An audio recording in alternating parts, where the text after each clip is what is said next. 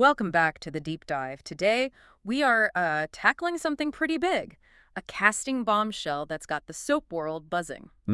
Definitely. We're looking at the bold and the beautiful, and this news about a major legacy character returning.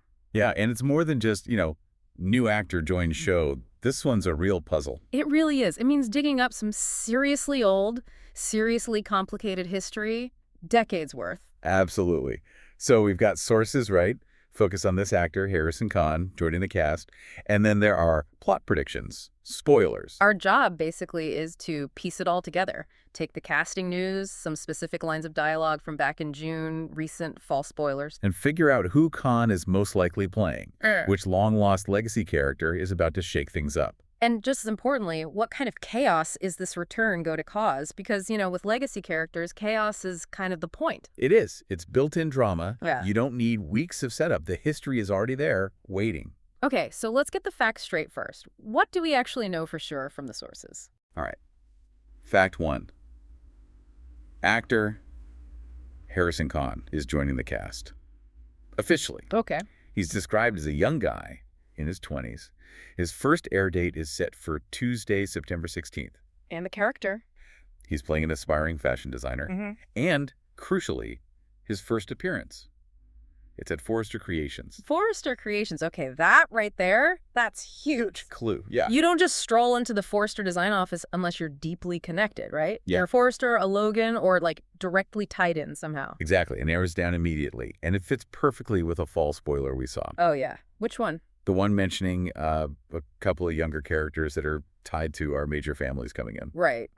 So 20s, Forrester Creations debut, tied to major families. The speculation immediately went to two names, really. An aged-up Douglas Forrester or Jack Marone. And honestly, as we dug into the details, one of those started looking way, way more likely. Which, based on everything we've looked at, seems to be Jack Marone. Jack Marone. He's the front runner, and for good reason, structurally for the writers. He's like a perfect storm of conflict waiting to happen. How so? Break that down. Well, think about his connections. He's a Marone through his dad, Nick. He's Forrester adjacent because of, everything and landing at Forrester Creations. He's a Logan because Brooke is actually his biological mother. Right, the egg situation. We'll get into that. Yeah. And then, maybe most importantly for current drama, he's tied to Taylor Hayes. She carried him. She's his gestational mother. So he touches basically every major player on the canvas. Instantly. If you want maximum drama ripple effect, bringing back Jack Marone is like pulling the ultimate lever. Okay, but let's talk about the elephant in the room. The age. Jack Marone, Nick's son. When did we last see him? It was around 2011, give or take. And he was tiny, right? Like a little kid? Yeah, about 4 years old, roughly. So casting Harrison Kahn, a guy in his 20s, that's a serious case of Sora's. Oh, it's textbook soap opera rapid aging syndrome. Definitely. He's aged, nearly 20 years and about 13 real-world years. Which sounds crazy, but it's completely normal for daytime. The sources point out, it's a big jump, but it gets him right into that young adult storyline demographic. Romance, career. he's ready to go. But it's not just, he fits the age. There's something more specific pointing to Jack, isn't there? Something recent. Yes. And this is what makes the theory so compelling. It's not just speculation based on history. It's tied to specific dialogue from June. Okay. Remember Nick Marone's short return arc back in June? Vaguely, yeah. It was quick. It was. But during that visit, he and Brooke had a conversation about Jack, their son. Ah, okay. I see where you're going. Nick mentioned, sort of casually, that Jack decided to go into fashion instead of shipping. Said he was following in his mom's footsteps. Okay, mom's footsteps. Now, that could be tricky, right? Right. Because Nick's own mother, Jackie M. She was a designer. A big one. But Brooke, Jack's biological mom, she's involved in fashion, but not really as a designer herself. So that line was a bit ambiguous. Deliberately so, I think. Yep. Keep people guessing. But the conversation didn't stop there. Right. Brooke confirmed she video chats with him, said he seems happy, doing well. Yep. And then came the line that basically seals it. Okay. Ridge joined the conversation. And Sure. Brooke specifically said, our son Jack Marone is doing very well at Forrester International in Paris. Whoa. Okay, hold on. Let's unpack that. Right. She names him Jack Marone, gives a location, Paris, fashion capital, Yeah. and an employer, Forrester International. Forrester International, not Marone Industries. Forrester. And this conversation happened in June. Then just a couple of months later, late August, early September, we get casting news. Young man, 20s, aspiring fashion designer, debuting at Forrester Creations in LA. It's not subtle, is it? No. That feels like deliberate foreshadowing, like planting a massive seed. The sources definitely analyze it that way. The timing, the specificity, it's almost certainly the writers laying the groundwork 3 months early.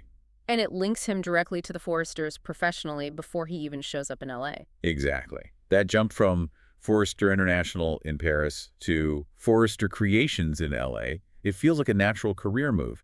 He's coming home, maybe for a promotion or a new project, after getting international experience. It gives him a reason to walk into that building day one and actually belong there, professionally speaking. Right. It justifies him having the skills, the background, to immediately be part of the Forrester design world. Okay, but why go to all that trouble? Why the specific June mention? Couldn't they just, soar as him and have him show up wanting to design? Good question. The analysis suggests a couple of things. One, it reintroduces the idea of Jack to viewers after he's been gone for over a decade, makes his return feel less random. Okay, warms up the audience. Yeah. And two, maybe more importantly, it legitimizes his presence at Forrester. If he'd just appeared out of the blue, you'd ask, why is Nick Marone's son suddenly working for the competition? Right.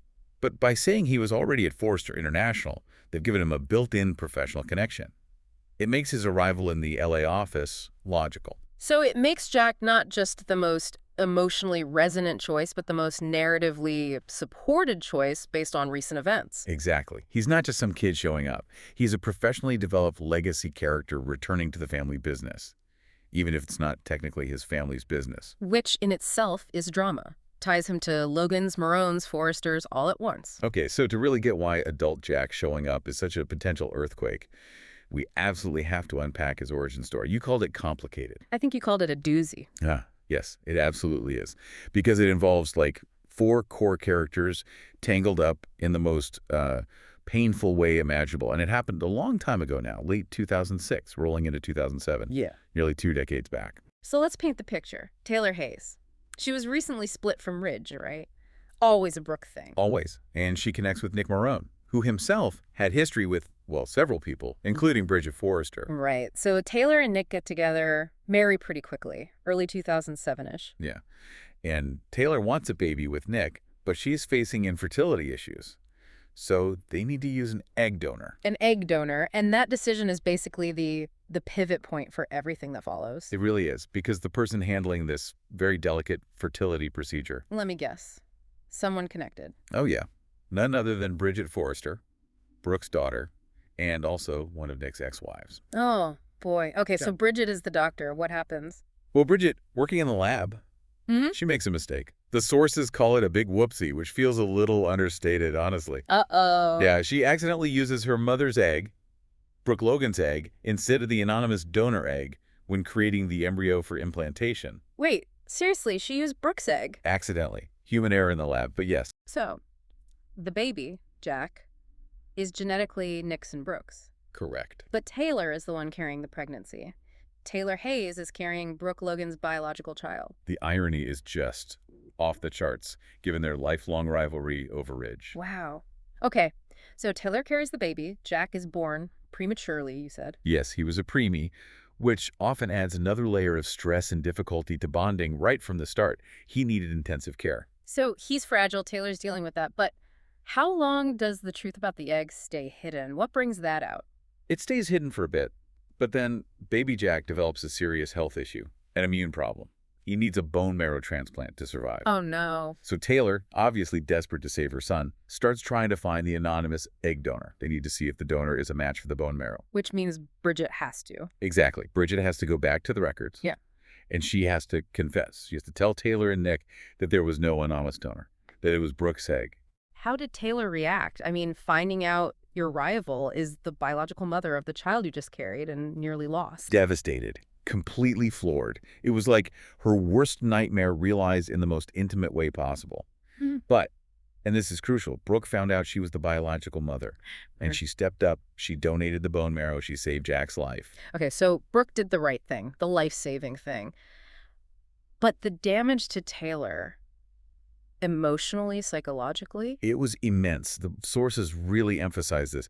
Taylor struggled badly with bonding. It wasn't just one thing. It was like a perfect storm. The preemie birth, the shock of finding out about Brooke's egg. The pre-existing trauma of her rivalry with Brooke, it all coalesced. Yeah. And the result was severe postpartum depression, PPD. Ah, that's a critical detail the sources mention. Absolutely critical. Because in her distress, dealing with PPD, Taylor relapsed. She started drinking again. Which, of course, leads to... At the end of her marriage to Nick, they split up. There was a custody battle, likely ended in some kind of shared arrangement initially. Yeah, but Taylor was still struggling. Profoundly. So much so that she eventually did something extraordinary. She asked Brooke to step in and help raise Jack. Taylor asked Brooke, her rival. Yes, she admitted she couldn't provide the stability he needed at that moment. She was still deep in her PPD and her issues. It was a huge concession. Okay, I have to push back slightly here. Taylor's a world-renowned psychiatrist. How does the story justify her PPD being so bad she couldn't manage it or recognize it fully? Seems convenient for the plot. That's a fair critique. The source material doesn't really offer a deep psychological defense. It focuses more on the narrative purpose. Which was? Two things, mainly. One, it needed to break up Taylor and Nick, paving the way for Nick and Brooke to potentially reconnect over their shared child. Classic soap reshuffling. Right. And two, it needed to underscore the sheer, almost overwhelming power of the Taylor-Brooke rivalry. The idea was that carrying Brooke's child was so fundamentally traumatic for Taylor, it overwhelmed even her professional knowledge and coping skills. Her breakdown emphasized the depth of that conflict. So, Jack's entire infancy is rooted in this intense drama. Born into crisis, saved by one mother, temporarily given up by the other. And then eventually, his father, Nick, took him and left Los Angeles around 2011. So this young man, Harrison Kahn's character, if he is Jack, he's basically a walking, talking history. He embodies that entire Logan Taylor-Nick triangle. He really does. When he arrives at Forrester Creations, he's not just some new designer. He's carrying the weight of all that unresolved emotional history from the people who created him. Okay, so Jack's return isn't just about adding a new face to the younger set. It has immediate, massive implications for the older generation, doesn't it? Specifically, Taylor and Nick. Huge implications. Let's look at that false spoiler about Taylor again through this new lens. The one that came out after the Ridge reunion failed. Yeah. It said Taylor and Ridge were done, testing their relationship failed, and that Taylor would be sent off into new directions with perhaps someone else that hopefully the fans will embrace. Right. And everyone's first thought was, new love interest, finally, get Taylor away from Ridge. That was the immediate read, yeah. But the sources are suggesting maybe that interpretation was too literal, too narrow. How so? Well, if the writers just meant a new boyfriend, they probably would have used more explicitly romantic language. New directions is broader. Okay. And if Jack is returning, that phrase, someone else that hopefully the fans will embrace, could actually mean her son. So the new direction isn't romance, it's family healing, reconciliation. Exactly. Think about it. Taylor carried Jack, went through the trauma, but because of the PPD, the Brooke reveal, all of it, she never really got to form that solid, functional mother-son bond when he was little. She missed out on his childhood, really. She did. So the return of an adult Jack, that's a chance for genuine repair, a chance to finally heal that wound from decades ago. That actually feels way more powerful for Taylor's character than just another romantic storyline. Doesn't it? The sources argue this offers real emotional depth, redemption, closure, something fans could really get behind, maybe even more than just seeing her date someone new. It gives her a story that's not about Brooke, not about Ridge. It's about her, as a mother, dealing with her past trauma. And lets them explore motherhood, PPD recovery, how you reconnect after years of separation and complicated history. How does Taylor deal with this grown man, knowing her own struggles meant she couldn't raise him? And from Jack's perspective, how does he feel about the mother who carried him but then asked her biggest rival to step in? Right. The potential scenes between them. Yeah. That's rich, compelling drama. Far more than just Taylor goes on a date. Okay, so that's Taylor potentially getting a huge, meaningful family arc. What about Nick, the dad who actually raised Jack? Well, the timing lines up interestingly there, too. Yeah. The sources mention there's always chatter about Jack Wagner, who plays Nick, coming back for another arc. Right, he pops in occasionally. Yeah, and often that talk seems to coincide with breaks in his filming schedule for When Calls the Heart. suggesting these returns are sometimes planned well in advance. So, if his son, Jack, is moving back to LA, starting this new job at Forrester, It's the perfect reason for Nick to return to the canvas, isn't it? Maybe for a longer stint this time. makes total sense. A son moving across the world to work for the Forresters, Nick would absolutely want to be there, keep an eye on things. He's fiercely loyal to his family, raised Jack largely on his own after leaving LA. His protective instincts would definitely kick in, especially with Jack entering the, let's say, volatile Forrester Logan environment. And if Nick is back, and Taylor is focusing on her relationship with Jack, and Brooke is presumably still with Ridge. Suddenly you have Nick and Taylor potentially bonding over their shared history with Jack, maybe finding common ground again. Perhaps even. Rekindling something. Especially if Brooke is unavailable. Puts all the pieces back on the board, but in a new configuration. Jack's return isn't just about him. It's a catalyst to potentially reignite the Nick Taylor-Brooke dynamic, all centered around their incredibly complicated son. It's a full-circle moment. So while the legacy impact is massive, this new character, likely Jack, isn't just going to exist in relation to his parents, right? Yeah. He needs ties to the current younger set. Absolutely. Yeah. And we do have another solid piece of information on that front, something confirmed by the sources that connects Harrison Kahn's character directly to someone already on the scene. Okay, what's that? He's going to be romantically involved with Remy Price. Remy Price. Okay, now that is interesting. Very interesting. And the sources describe this pairing as a drastic pivot for Remy's character. We probably need to remind people why. Remy Price. His recent history is pretty dark, isn't it? Extremely dark. He was basically obsessed with Electra Forrester. Right. And that obsession led him to do some truly awful things, like creating those fake naked photoshopped images of her and spreading them around. It was malicious, damaging, textbook harassment, really. Yeah, he was definitely positioned as a villain, troubled, dangerous even. So shifting him from that into a romance with a major new legacy character. It's a huge rehabilitation effort, a massive change in direction for Remy. Why do you think they're doing that? Why pair the new good guy legacy character with someone who has that baggage? It seems like a strategic move to integrate Jack quickly into the existing young adult drama, but also to try and, well, redeem Remy. Pairing him with someone potentially beloved like Jack Marone could be is the fastest way to signal to the audience, okay, we're moving Remy past his villain phase. So it gives Jack immediate conflict dealing with Remy's past and gives Remy a path forward. Exactly. It anchors Remy in a new, hopefully more positive relationship dynamic. It pulls Jack right into the center of that whole Remy, Luna, Will, Electra quadrangle, or whatever shape it is now. And the timing fits with Remy's return too, right? We're seeing him pop up again just before Khan's debut. Yes, the setup is happening right now. Sources confirm Luna Nozawa is going to bolt when Will Spencer confronts her. And where does she run? Let me guess. Remy's place. Bingo, she shows up at Remy's doorstep. Why there? What's the connection? Well, Remy's been tangled up in the darker side of that group's drama. And there's an intriguing spoiler attached to this realignment. Oh, yeah. Apparently, Luna showing up shocks Remy because he thought she hadn't survived whatever recent drama went down. Whoa. Okay, so Remy might be involved in or aware of something dangerous that happened to Luna off screen. It certainly implies that. Adds another layer of darkness or stress to his character right as he comes back. The sources also say he is definitely not happy to see Luna show up. Okay, so Remy returns. He's stressed, maybe implicated in something bad, dealing with Luna landing on his doorstep. And then this new, handsome, aspiring designer walks into his life at Forrester Creations. You see the setup. Luna represents the messy, possibly dangerous past. Harrison Kahn's character, Jack Marone, could represent a fresh start, a connection based on shared ambition and fashion, pulling Remy away from the Luna Wheel chaos. It positions Jack as potentially Remy's escape route, or at least a significant distraction. Right. So Jack's introduction isn't just about dredging up old family history. Right. It's the key mechanism for redirecting Remy Price's entire storyline and reshuffling the dynamics of the younger cast. Okay, we've built a really strong case for Jack Marone.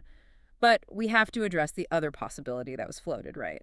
The Douglas Forrester theory. We do. Got to cover all the bases. While Jack seems far more likely based on the evidence, the idea that Harrison Kahn could be playing an aged-up Douglas Forrester definitely had some traction for a bit. And Douglas is Thomas Forrester's son with the late Caroline Spencer, grandson of Ridge. Correct. Forrester royalty, also connected to the Logans, through Hope being his adoptive mother figure for a long time. But timeline-wise, Douglas should still be, what, maybe 11, 12 years old, preteen. Yeah, based on his last appearances in established history, he shouldn't be anywhere near his 20s. So, like Jack, it would require significant sourcing. So what made people think Douglas was a possibility? What was the clue there? It all came down to some lines from Thomas Forrester when he recently returned to L.A. We called it the Thomas Clue. Okay. Thomas mentioned that Douglas was still in Paris. But the way he described it sounded off. He said Douglas was always off hanging out with his friends, and was that age. Hanging out with his friends. That doesn't really sound like a supervised playdate for a 12-year-old, does it? Exactly. It sounded much more like teenager behavior, like someone maybe late teens, early 20s, who has their own social life. Independent. Very independent. And it also made more sense logistically. Would Thomas really leave a 12-year-old kid practically alone in Paris, even with a nanny? It seemed more plausible if Douglas was older, maybe finishing school or pursuing his own interests, before potentially following his dad back to L.A. And the Paris connection works for Douglas, too, right? Center of fashion, family over there. Absolutely. If the show suddenly needed a young adult Forrester male who could believably step into the family fashion business, sourcing Douglas is, on paper, a very logical move. He fits the Forrester-Logan connection perfectly. Okay, so the theory isn't totally out of left field. It's plausible. Why then do the sources we have rate it so much lower than the Jack Marone theory? It really comes down to specificity. The Douglas theory relies on interpreting Thomas's slightly ambiguous lines, that age, hanging out with friends. It's reading between the lines. Okay. The Jack Marone theory, on the other hand, relies on that very direct, very specific dialogue from June. Brooke explicitly naming Jack Marone, saying he's working at Forrester International in Paris. That's not ambiguous at all. Not in the slightest. That level of detail dropped just a few months before this casting announcement for an aspiring designer coming to Forrester Creations from, presumably, the international division. It creates a much stronger, much more direct narrative link. It feels like the writers deliberately left a very clear trail for Jack, whereas the Douglas clues were more like vague hints, maybe. That's a good way to put it. It's like they laid down a paved road pointing to Jack Marone and maybe just roughed out a faint dirt path towards Douglas just in case. So Douglas is possible, sure, but Jack is probable, highly probable, based on that recent specific setup. Overwhelmingly probable, according to the analysis of the sources. All signs point to Harrison Kahn walking into Forrester Creations as the grown-up Jack Marone, son of Nick, Brooke, and Taylor, ready to stir things up. Hashtag outro. Okay, so let's pull it all together. We've looked at the new actor, Harrison Kahn, young guy, 20s, playing an aspiring designer. Debuting at Forrester Creations. We looked at the fall spoiler about legacy characters tied to major families. Yep. We dissected that absolutely crucial June conversation where Brooke name-dropped Jack Marone, working specifically for Forrester International in Paris. The smoking gun, really. When you put all these pieces together, the conclusion seems, well, pretty unavoidable, does it? It really does. The evidence overwhelmingly points to the return of Jack Marone. And his arrival isn't just adding a character. It's like reigniting a fuse connected to some of the show's deepest, oldest, most tangled emotional storylines. So the big takeaway here for you listening is that when you're trying to predict where a soap like B&B might go next, sometimes you have to look way back. Not just weeks or months, but years. Decades, even. Yeah, understanding those really complex family trees, the Logans, the Forresters, the Marones, the Spencers, how they all intersect, that's the key. Without knowing Jack's absolutely wild origin story, you wouldn't grasp the full potential impact his return will have. On Taylor's chance for healing, on Nick's reason to maybe come back, on the whole dynamic of the younger set with Remy. It touches everything. This character isn't just starting fresh. He's inheriting decades of baggage and conflict the second he walks on screen. He's not just a new hire at Forrester. He's like a living embodiment of the show's core conflicts. Which brings us to the real drama, the stuff we'll be watching for. If Jack Marone is back, how does that history shape him? Right. He was carried by Taylor, but Brooke's his biological mom. Nick's his dad. He was raised partly by Brooke, at Taylor's request, then solely by Nick. How does all that affect his view on, well, everything? Love, family, loyalty. Does he look at the chaos surrounding his parents' lives, those endless love triangles, and I want no part of that? Or is he destined to repeat those patterns? Especially working in fashion at Forrester Creations, the very battlefield where so many of those family wars were fought. Exactly. So here's the final thought, something for you to chew on. Jack Marone is essentially the product of the longest, most bitter romantic rivalry in the show's history. He literally wouldn't exist without the Taylor versus Brooke dynamic. So the question is, when he steps onto that design floor, likely getting involved with someone as complicated as Remy Price, how does that fundamental lack of a simple, stable family origin affect his ability to build a healthy relationship? Can he escape the legacy of his parents' instability? He has 3 parents, Yeah. essentially, all with incredibly messy romantic histories. That's the weight he carries. And that's the story we're likely about to see unfold. It's definitely going to be fascinating to watch. A deep history, indeed. That's all for this deep dive. We'll catch you on the next one.